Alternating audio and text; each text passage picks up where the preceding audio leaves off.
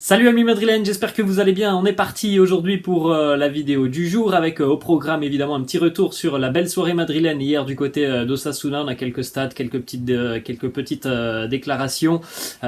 Pour ceux qui veulent retrouver le débrief de cette rencontre, vous le retrouvez juste au-dessus de moi, il est en train de défiler. Débrief assez sympa parce qu'on a eu pas mal de choix, notamment de Carlo Ancelotti hier, donc on n'avait pas une équipe qu'on a l'habitude de voir sur le terrain côté madrilène. Il y avait pas mal de turnover au milieu de terrain notamment, quelques choix aussi en attaque, donc assez sympa ce petit débrief. Et puis restez bien jusqu'à la fin de la vidéo, on aura un extrait qui a été capté hier dans les tribunes d'El Sadar, le stade d'Osasuna, un extrait assez intéressant avec une légende du Real Madrid qui annonce une grosse arrivée sur le mercato. Bref, restez bien jusqu'à la fin de la vidéo.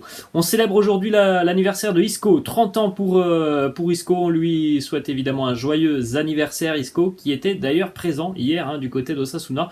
Il a eu quelques minutes en seconde mi-temps, une grosse vingtaine de minutes pour Isco. Il faut le souligner, c'est quand même rare cette saison.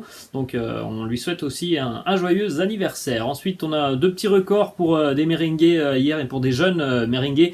Rodrigo, le Brésilien, d'ailleurs gros match de Rodrigo, on va en reparler dans quelques instants. Rodrigo qui a disputé hier son 100e match sous les couleurs du Real Madrid. Bravo à Rodrigo. Et puis en ce qui concerne Fede Valverde, hier c'était là aussi son 100e match, mais en Liga avec le Real.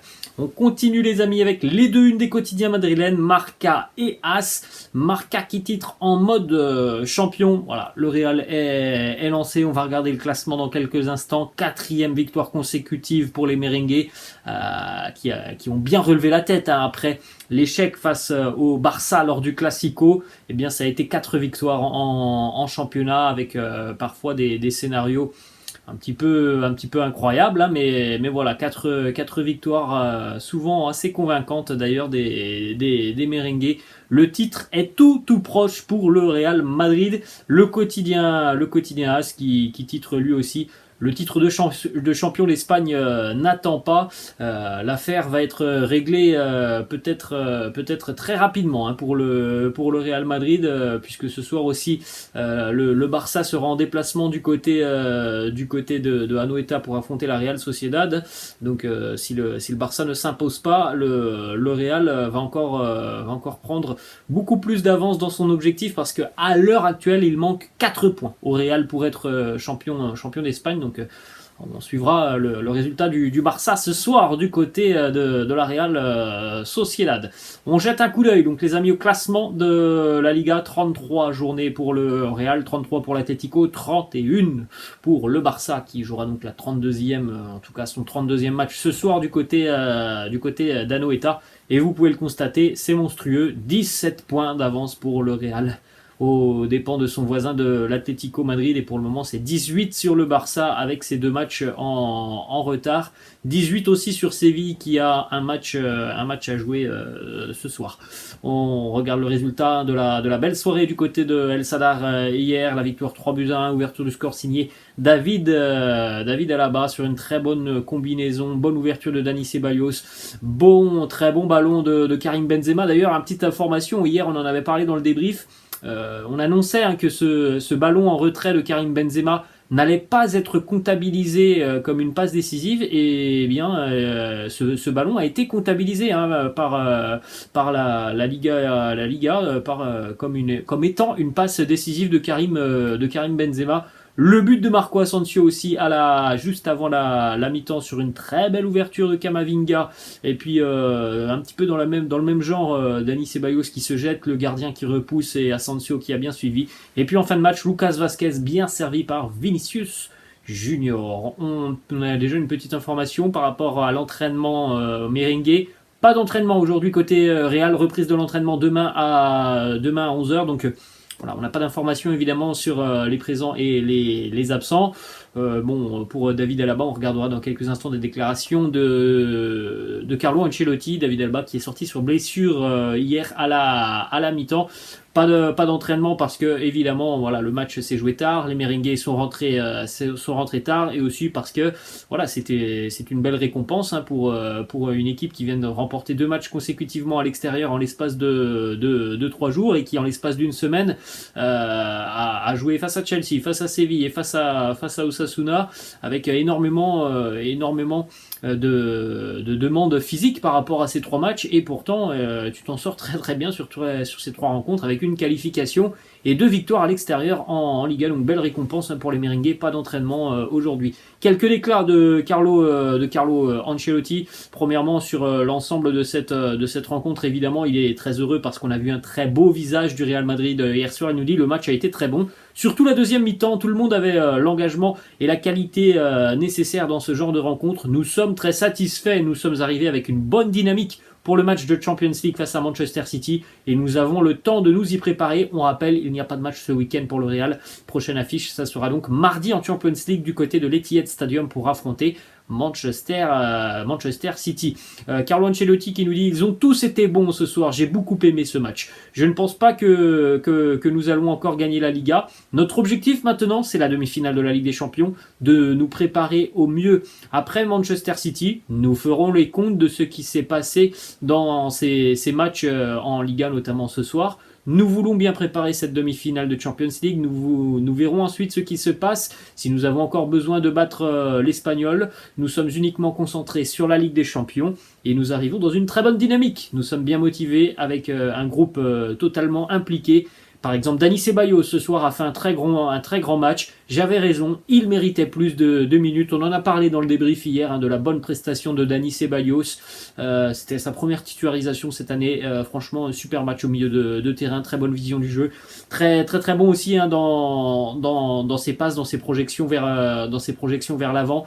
Balle au pied, il a beaucoup de qualité. On l'a vu sur cette rencontre. Déclaration aussi de Carlo Ancelotti par rapport aux rotations hier, il y a eu pas mal de turnover notamment au milieu de terrain, le choix aussi de Rodrigo en attaque, il nous dit ceux qui ont joué se sentaient bien. Et il nous répond aussi par rapport à la blessure de Alaba, il nous dit pour Alaba ça ne paraît pas sérieux et important. Il n'était pas à l'aise avec son adducteur, il ressentait une gêne, nous avons préféré ne pas prendre de risques. Les joueurs qui n'étaient pas à 100% n'étaient pas sur le terrain, Modric, Kroos ou encore Carvajal par exemple qui est entré en seconde mi-temps. Autre déclat aussi de Carlo Ancelotti par rapport au match de Camavinga, un match un peu particulier puisqu'il a reçu un carton jaune très très rapidement, d'ailleurs carton jaune assez sévère. Carlo Ancelotti qui nous dit pour lui ce match est une bonne expérience car il a reçu un jaune assez rapidement et il a joué pendant toute cette rencontre en prenant en compte qu'il avait un carton. Il a changé d'attitude et il a été très bon. Il a été attentif pour ne pas être expulsé. Au-delà de l'aspect carton, le match de Camavinga est encore une fois très intéressant. Dans tous ses choix, dans toutes ses prises de décision, tout est fait dans le bon rythme. C'est assez fluide.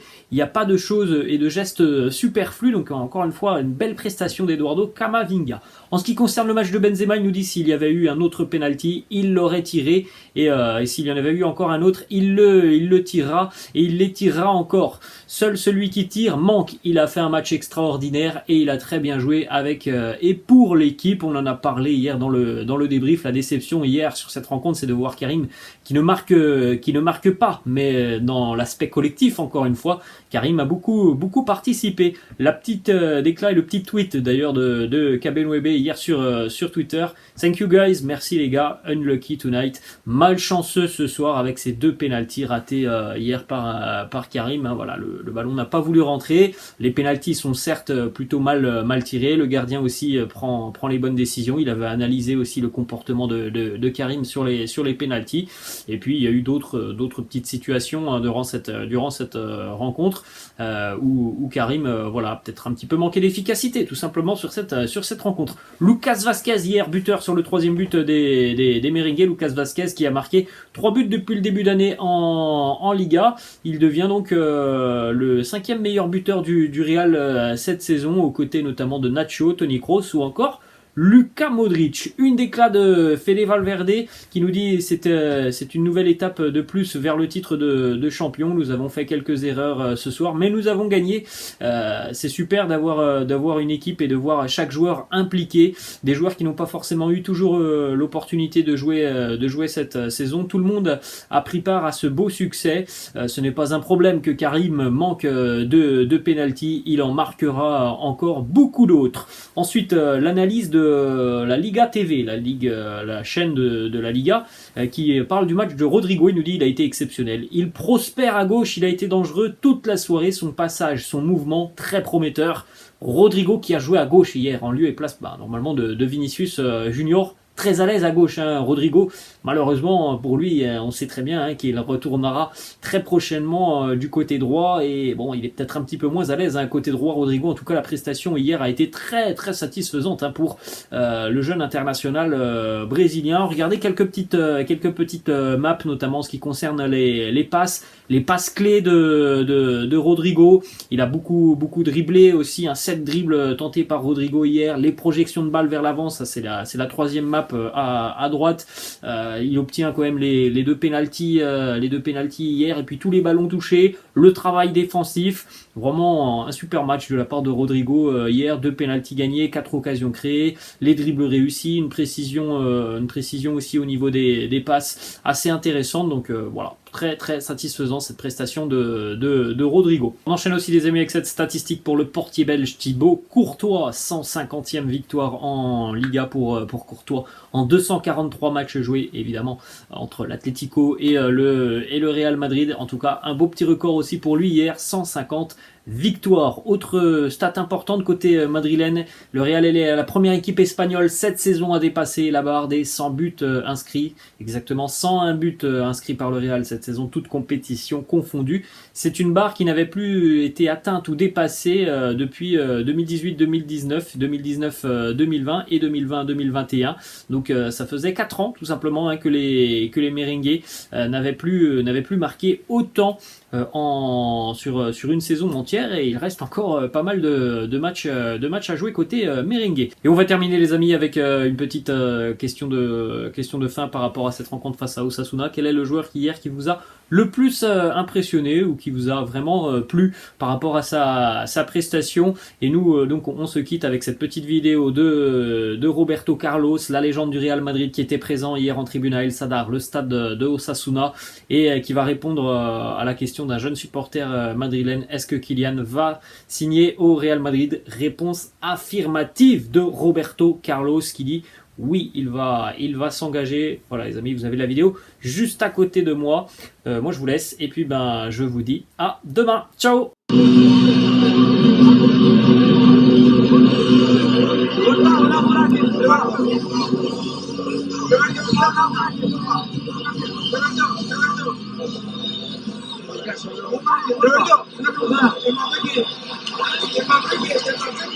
Il m'a pégué.